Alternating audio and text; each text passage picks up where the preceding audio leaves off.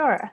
Hi, everyone. I'm about to share my screen, but my name is Claudine Lim, and I manage the Principles for Digital Development at the Digital Impact Alliance. And we're actually a small team that's hosted at the United Nations Foundation here in Washington, DC. But yeah, thank you, Gigi, for having me today. And should I just jump right in, or is there anything else that you wanted to get into before I formally started? No, that's fine. You can go ahead, unless there are any questions from the audience at the moment. Well, I guess maybe people don't know what they don't know yet, so we can go ahead and get started. So what I like to do before I really start with a new group, this is going to be a kind of interactive workshop. You guys are going to have a chance to tell me what you guys do, but let's do a little level setting first. So I have a few questions for everyone. The first one is, you have three options: agree, neutral, or disagree. So on that, think about the statement, I have heard about the principles for digital development.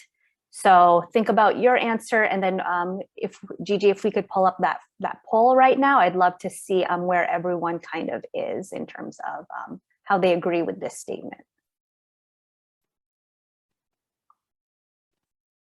Okay, so a lot of people have heard of it. Okay, some people haven't. Neutral. All right, so I think there's like a pretty majority of people have heard of it, but we will move a little bit slowly through the presentation today just to make sure we're using common language and we all understand the principles the same. And I see we jumped ahead to my next question, or my next statement about, I understand what the digital principles are. And I see that one is a little bit more spread across the board.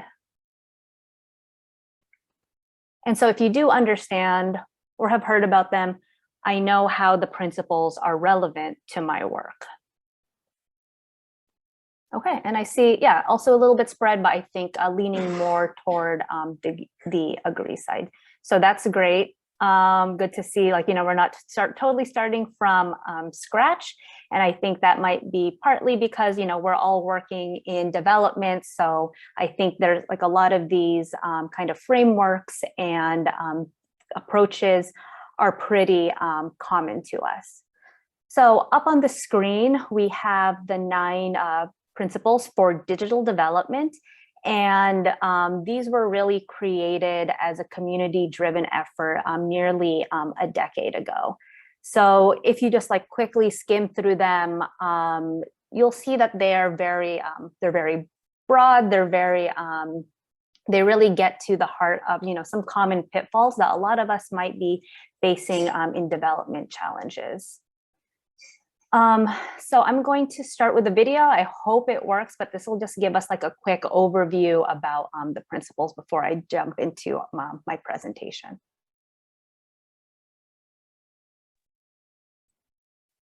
And let me know if you can hear. Digital development are a set of 9 living guidelines to help practitioners implement better technology solutions to development challenges. The principles are meant to help guide. From my end, the sound is not really clear.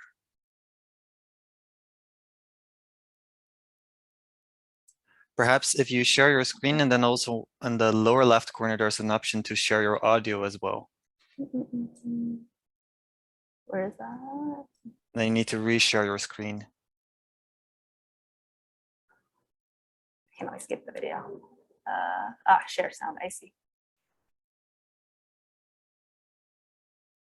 Okay, technical difficulties there because there's a lot of Zoom permissions. So how about I just go into, what the principles are instead. Whoop. But, we live and learn a bit. Could you please maybe share the link to this video? That Absolutely. Thanks. Yep. Okay. So this is something that you can all watch on your own time, but let me pull back my presentation. 1 second. No matter your organization's size, sector, specialty. Okay, I will share that post presentation. So what are the digital principles, or why the digital principles? We'll start with that. So back when digital technology started becoming, more prevalent in development programming, a lot of people thought, technology would really be the silver bullet to like a lot of the issues in development. Like they'd be able to like reach more people, they can do things more efficiently, but they also found like their programs failed a lot quicker. And these were due to a lot of common reasons, like uncoordinated actors in programs. So people really weren't working well together or understanding what already existed. Inflexible funding and design. So inability to adapt to local contexts or scale to new areas. A lack of participation and representation. So the things that they were creating, the digital tools that were being rolled out really didn't meet end user needs, as well as pilotitis. So they were able to launch a new product, but it wasn't able to, again, scale to new areas or new contexts or really adapt to evolving challenges. So these were all predictable causes of failure that a group of, hundreds of international development organizations, donor agencies, and multilaterals kind of came together and were able to synthesize. So I already gave you like a really brief history on the principles.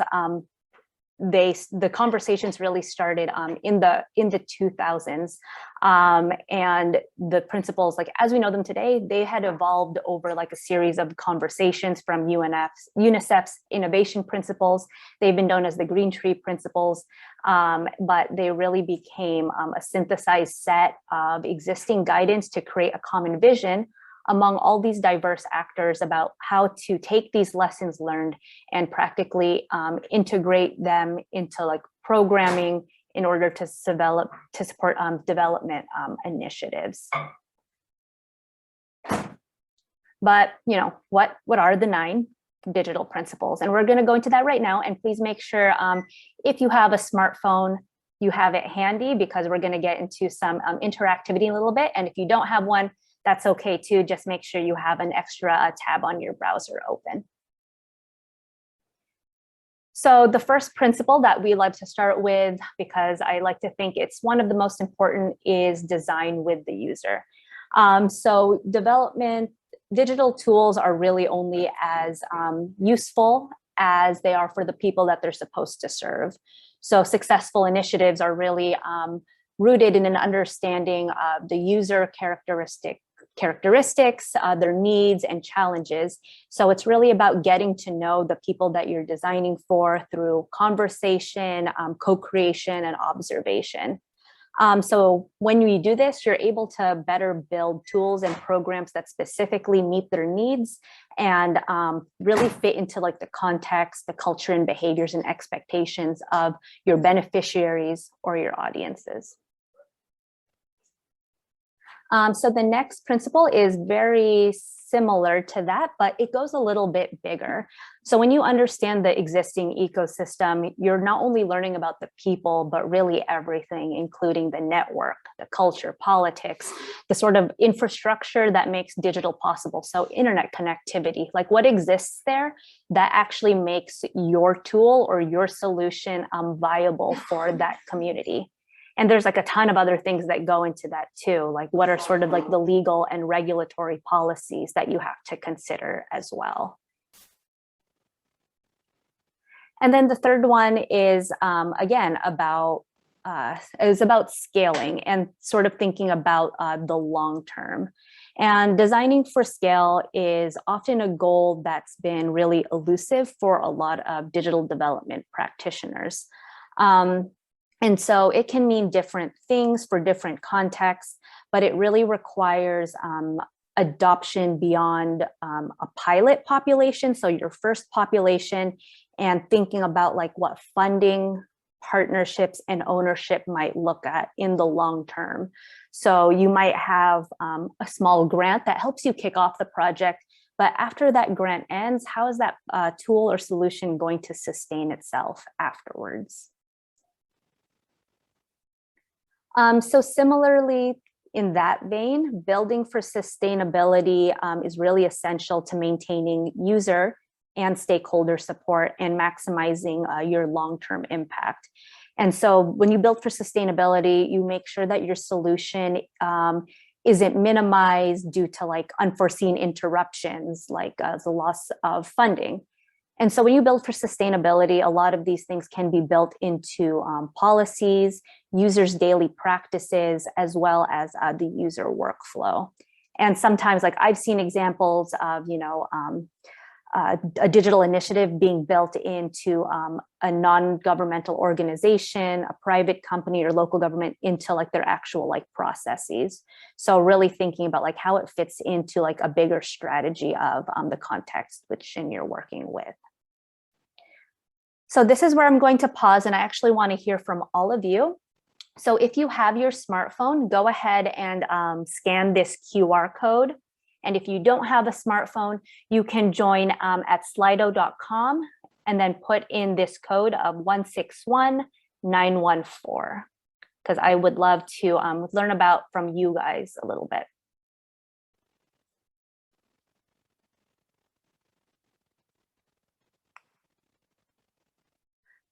So we're going to start with an exercise.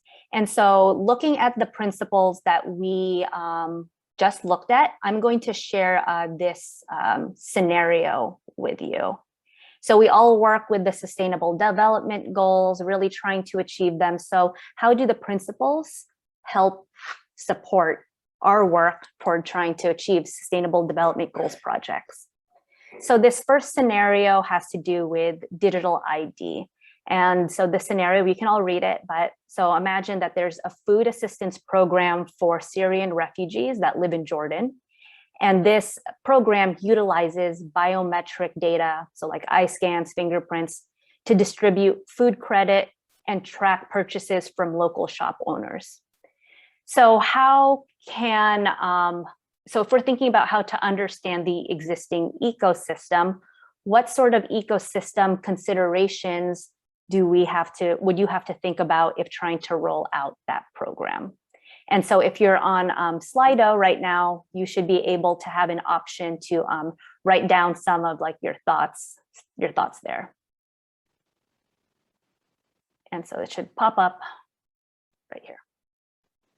And let me know if you need me to pull up the other, the scenario.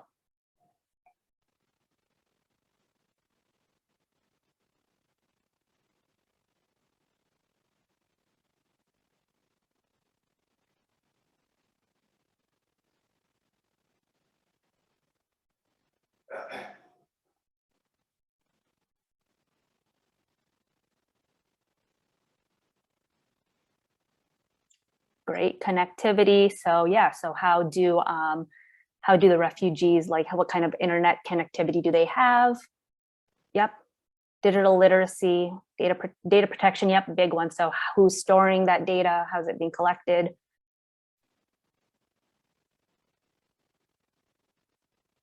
Yep, civic restrictions is great. Access to mobile devices is really important, that's right. Gets into design with the user as well. Supply chain issues, yep. Really looking at like the sorts of, I guess, like systems or networks that exist within Jordan.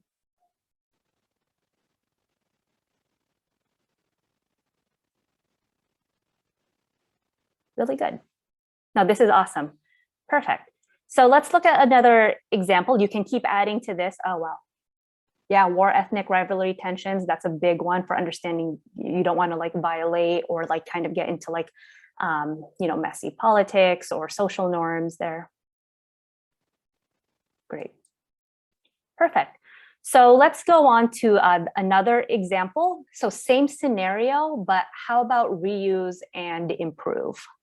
And let me pull up the next one.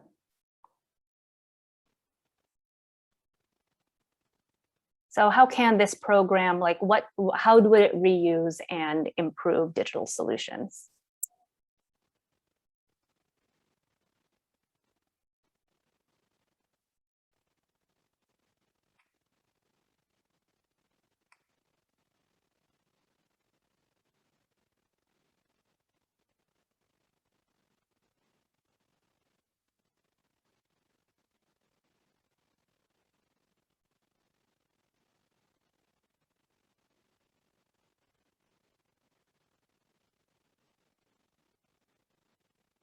Yep. Best practice sharing, maybe around like everyone was talking about like data sharing before, or data collection. So like, not only are we reusing data, but what are some of like those best practices around making sure like user security is kept in mind. Great languages, context distribution rules. Yep. Data accuracy.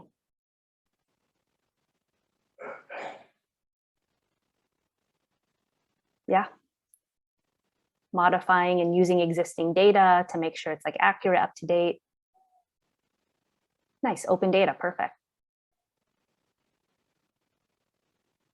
Yeah, I love this example about like the target group already using similar tools.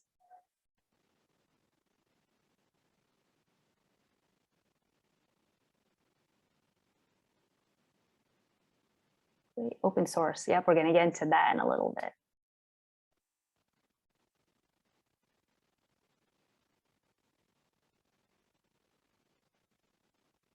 These are all great examples. So yeah, so great. So this is already like thinking about like, you know, the principles themselves that are not only like their own framework, but they're actually like quite complementary to, you know, other like sort of other things that we're trying to work toward, like the SDGs. And I know Partos, you know, working with like data and digitalization, inclusion partnerships, like the principles really complements these things and shouldn't be thought of them like as separate.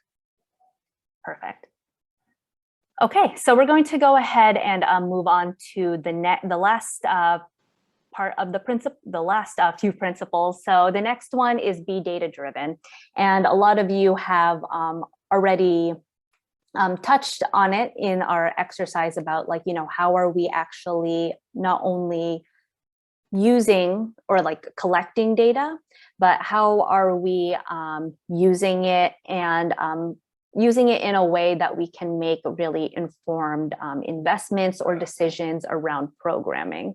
So when an initiative is data driven, that just means that the right information, quality information is available to the right people when they need it, and that they're using it to take action. And so examples of type of data that can be collected to inform decision making includes things like research, operations, project management, and data from secondary resources that are collected outside of the program. And when you're data driven, it's not, you're measuring continuously, incrementally, not just at the end of the project, so that you can focus really on like the outcomes and not just on like the end deliverable. So someone had touched on this before in our exercise, but this one is a principle that tends to evade a lot of people. So using open standards, open data, open source, and open innovation. So I think all of us working in development, we know that public and international development resources are really scarce and historically have been spent investing in like new software codes, new tools, data collection, content, all these things. But they can also be locked away by like licensing fees, and data can sometimes only be available to specific initiatives. But an open approach to digital development can really help increase collaboration in the digital development community, avoid duplicating work that's already been done, and maximize the sorts of investments and research that tend to be constrained in our field. But that said, I know there's like a bit of a debate around like using open source versus proprietary, but all we really mean by this principle is kind of up to your context. It just means be open about learnings, be open to partnerships, and to the dynamics of the people and like the different networks in your space. So it really kind of gets to the heart of, sharing learnings, challenges, those sorts of things. And so we talked about this one a little bit as well. So the reuse and improve principle. So again, instead of duplicating efforts, this one's about assessing what resources are available, and you can modify them to improve applicability and quality and like use them to meet your program goals. So you can learn about different digital development tools that have been piloted and scaled, through partnerships like Principles and Partos, through conferences, blogs, all those sorts of things. But if an existing tool doesn't exactly fit all your needs, you can just consider improving and building upon it, and rather than creating something new. And you never know, because someone else, within the development field might be looking for a similar solution as well. And then so we get into the principle of address privacy and security. So although we want to be open, although we want to share our learnings and be data driven, we also need to have a careful consideration of, what data we're collecting from whom, how we're acquiring it, how it's used, how we're storing it and securing it, and how we're sharing it. And ultimately, how are we destroying the data once we no longer need it? Those are sorts of considerations. And I think a good rule of thumb is to pretend like it's your information, and how would you like for it to be handled or shared, across different like organizations or companies. And so we also get into a conversation about like how we're, responsible data use or designing of the safety of the users, but this all kind of fits into that larger umbrella of how we're addressing privacy and security in our programs. And so all that really is to say, I think a big common theme for this group of people is to be collaborative. And so that means, sharing the insights, strategies, and resources across, your projects, across organization and sectors, so that we can really increase efficiency and impact. And so this is where the advocacy piece comes in. We're all trying to, develop different solutions to, solve global problems, whether that's, health, providing health services, education, trying to solve issues around like equity or inclusion. And so no single initiative or organization can make it happen alone. And we really do have the most impact when we like work together and like learn across like geographies and different sort of industries as well. And the important thing to know here is that collaborating doesn't happen accidentally. You really have to dedicate the time, resources, and planning. And so that's why I'd like to, give out a shout out to like Gigi and the team for like reaching out to me and like, seeing like where we can have our communities of practice meet as well, and just really like, broaden the conversation and go beyond just digital, but really, development and humanitarian purposes generally. So back to your smartphone, back to your browser, we'll do our next set of questions. So similar exercise. So you can go back to it, I'll give you a second to scan the QR code if you need. Then I will pull up our next scenario.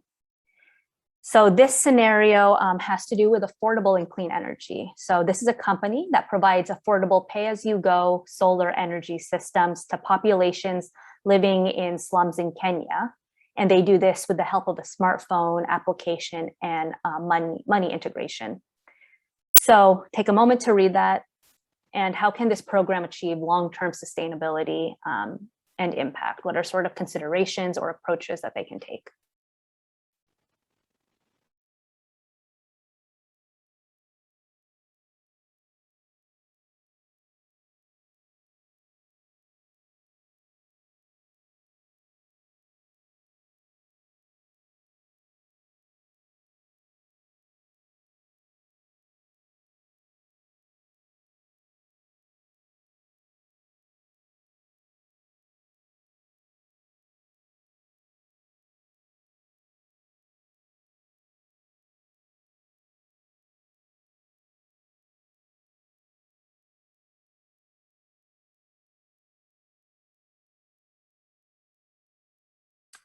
Claudine, there was a clarifying question in the chat to elaborate a little bit more about the scenario.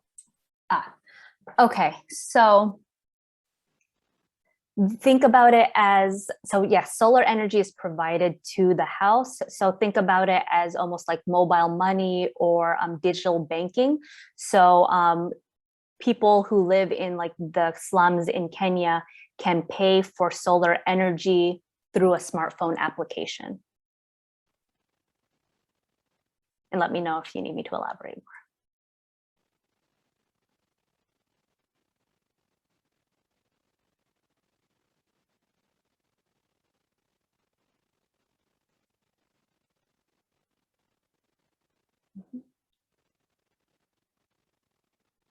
Yep, local tech. I think localization is something that's like always really important to consider. You always want to, not only are we trying to empower local communities to be drivers of like their own solutions, but really it's important for like understanding context, long-term sustainability. That's a great example, and it really cuts across several different principles. And I do love how this group is also like bringing in like different principles. You see that they don't like live on their own, but they really really intersect with each other as well.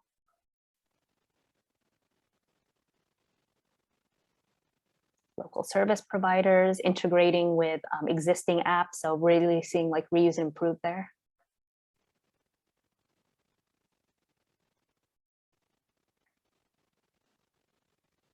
Existing payment systems, right? So, thinking about like, not building things from scratch again. So maybe interoperability is also an important piece here.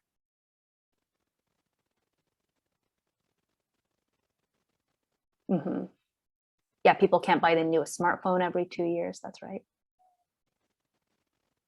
So it has to, so this application really has to, meet the users where they are in terms of like what sort of like devices that they have access to. That's great.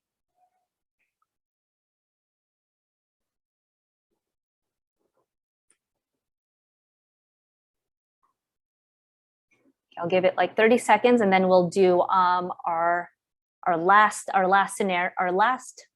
exercise with this one. So same scenario, but different principle.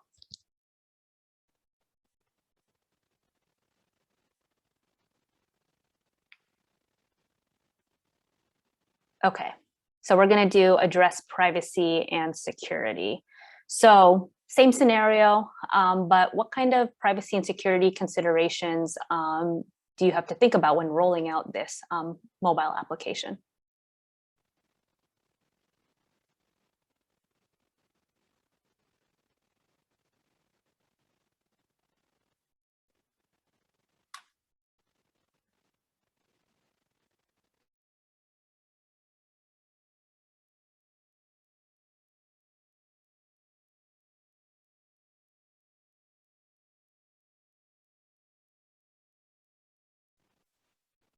Right, who actually has access to the data of like these citizens, and where are they keeping it? That's key. Yep, what's the need to know? Like, what do you have to know in order to provide this service?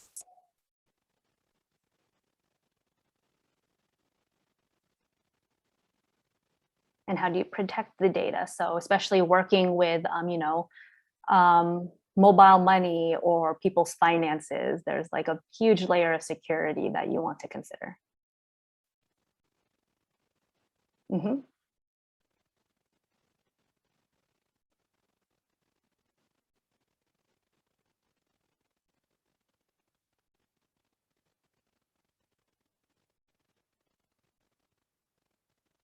How many people live where or use energy when? Those are, yeah, really great. So trying to see, like, want to be very conscious about like, surveillance, or like how we're like, using that sort of information.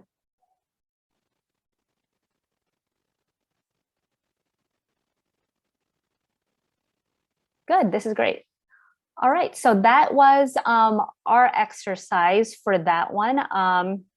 And that kind of takes us over. So those were like all the principles, but Gigi, if okay, I would love to open it up to sort of everyone else for now, and sort of have an open discussion on, what sort of work everyone is doing, what sort of challenges like you've come across, and how the principles might have resonated with you or might not have resonated with you. But chance for an open floor.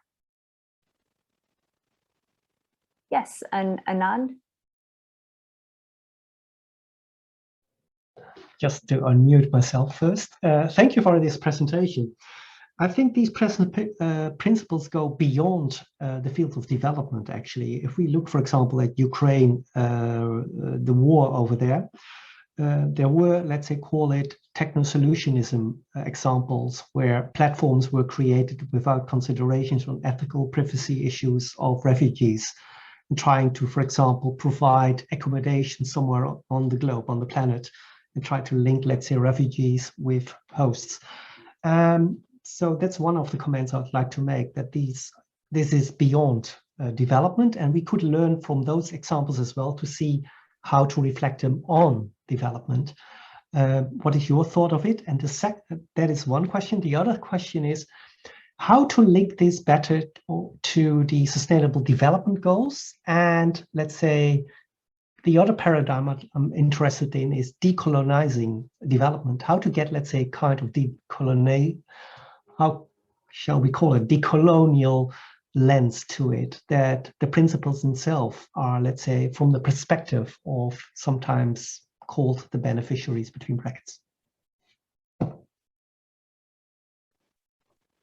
So those are all great questions. I think the first point you had about like going beyond development, that's actually something that you all made points that like are very relevant to the conversations I've been having lately. So as it pertains like beyond development, totally agree with you, because we've been trying to engage with like the private sector more.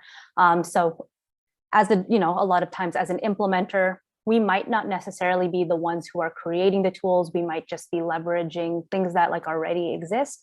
But when we talk to people who are actually like engineers or software developers, we want to make sure that, or we're trying to reach them so that as they create these things, that they're aware of things like biases in AI, or again, like data collection practices.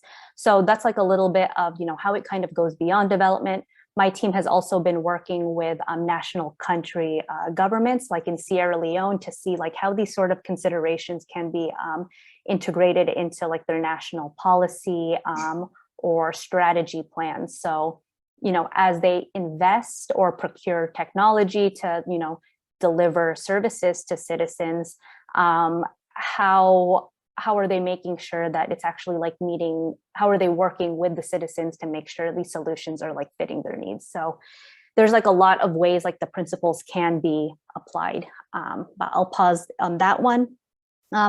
Linking it better to the SDGs. So that's what we were trying to accomplish when we made that, when we were just doing those exercises.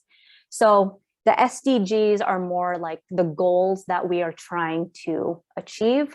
And I see the principles as more like the kind of like the guidance, or the guidance to actually like achieving that in a more like responsible, efficient, and like sustainable way.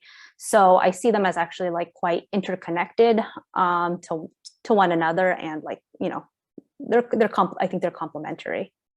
And then as for decolonizing development, glad you asked. So when the principles were created, they were created primarily, admittedly, by majority global North, Western organizations and a lot of donor agencies. And so over the past 2 years, I've been opening up conversations with the community about, how do we not only get, organizations from, I guess you'd call it the global South, to not only endorse, but how do we get them to actually like help us like reshape the principles, to help us like develop our knowledge products, and like give us a better understanding of like, how we need to really like take a step back and like, again, put more decision-making authority into like local organizations' hands. And an example of the way my team is doing that is actually working with a local organization in Kenya right now.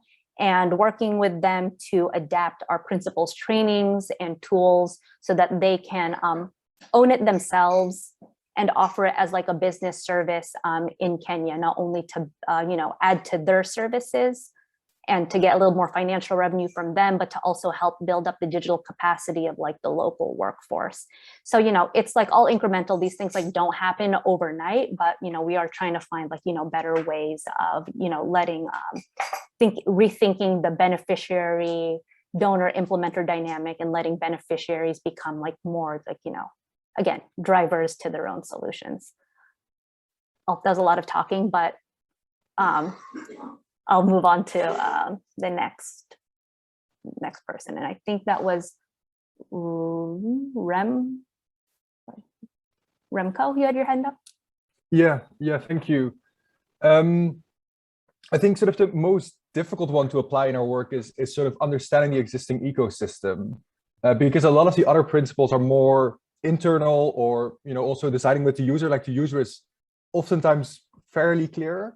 But I think especially when the ecosystem is there, and that's not a problem that only happens in development. I think that's everywhere, that there's different government agencies with different procedures, different ways of collecting data, aggregating it, and therefore we sort of struggle. We're really keen to share our data with governments, with partners, with other people, but then it's always really hard to sort of fit what we need as an organization and what we do as an organization to also sort of have that feed into the larger ecosystem, because it's so ill-developed and there's all these different organizations doing their own thing, and that's sometimes really hard to find a good way of integrating all those systems into one. So I just was wondering if you have some thoughts or some experiences about how to really integrate with the sort of wider ecosystem that exists.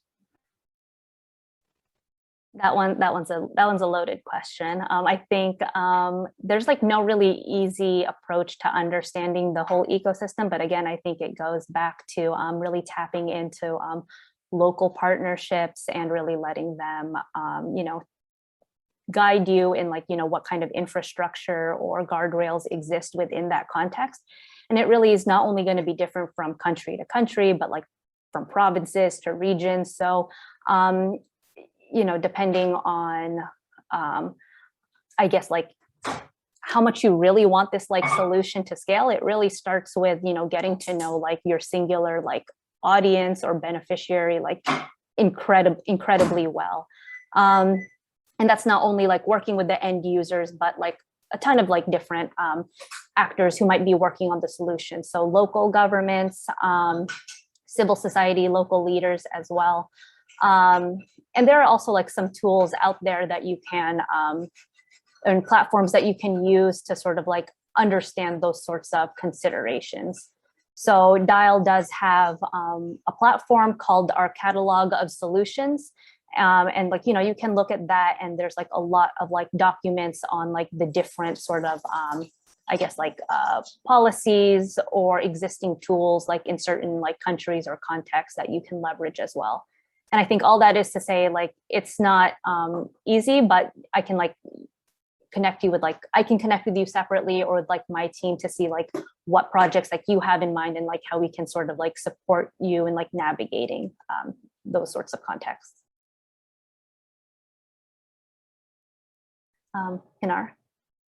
Let me unmute myself and lower my hand. First of all, thank you, Claudine, for guiding us through these principles. It has been very good actually for our company also to have these to check our work, because I'm joining this this workshop actually through a different angle. We're not a development organization. We're on the other side, more of a software developer. And we have a digital communication platform that engages with communities, mostly refugees and IDPs and host communities throughout the globe. And I wanted to, if I answer this question, which digital principles easiest to apply and most difficult to apply, ironically, the same principle is actually the most easiest and difficult, and that is design with the user. and to maybe elaborate a bit on that. And I would like to hear how, and also from the development organizations who are there, not to play the devil's advocate, but so our main mission is to amplify people's voices, to listen. We tap in through social media accounts into people's refugees' needs. What are their solutions? What do they think of a certain situation? How can they contribute? This is very much driven on the whole user design. Like they decide what are their needs, but also what are their solutions. What is also the difficulty is to actually make that, put that into practice. Like organizations are collecting these ideas, but sometimes they are contradicting to what kind of intervention or development was already, kind of on their path, what they were going to do.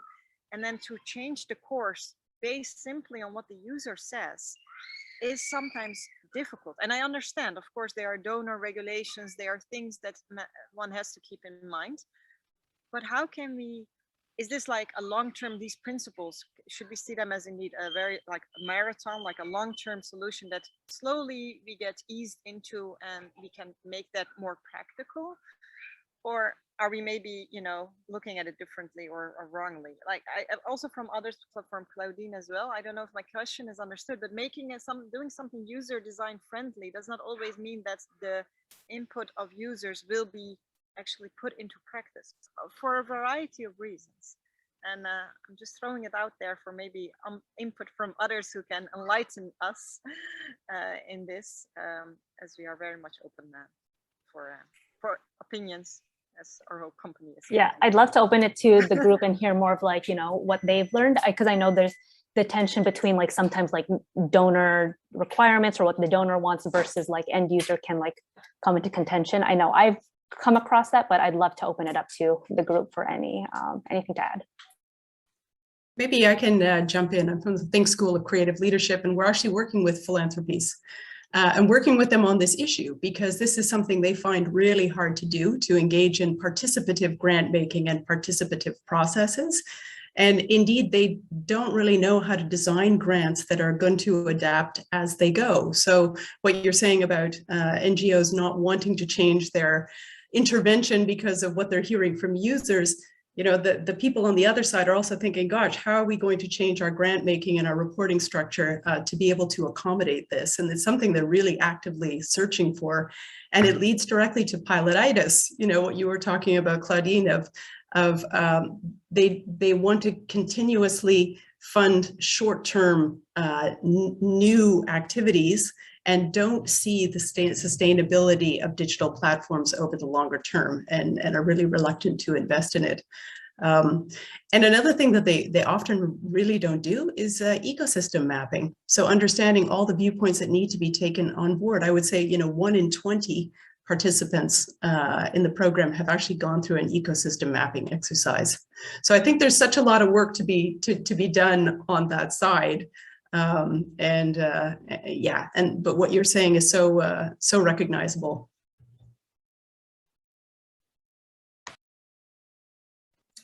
And I wanted to share like a fun, not a fun story, but it's a really insightful story. So one of my first trips for like the digital principles was actually in Tanzania, probably like in 2018 or so. And I had the chance to like just like sit in on like a group like during a conference and just like kind of like listen to them discuss. And they were like a group of, they were like a local community group based, they lived in Tanzania. And they were kind of like laughing amongst themselves because they were like these international development organizations came in and gave us like mosquito nets for like malaria because, we sometimes get it. But they were laughing because they were like, well, we already have like medications and stuff. Like we already know like, how to mitigate all of that stuff. But what we really needed were fishing nets. So they actually had reused the mosquito nets for fishing. And so they were just like laughing because they're like, we made use of it, but not for the intended purpose that the development organizations had given to us. So I just think it was like a very interesting dynamic sometimes between like, what when we do like our like ecosystem mapping or like try to like understand like the challenges of like a local community might be very different than like what you might hear like working with them or like living side by side with them. That was just like a fun story that I wanted to share about like designing with the user or understanding the ecosystem.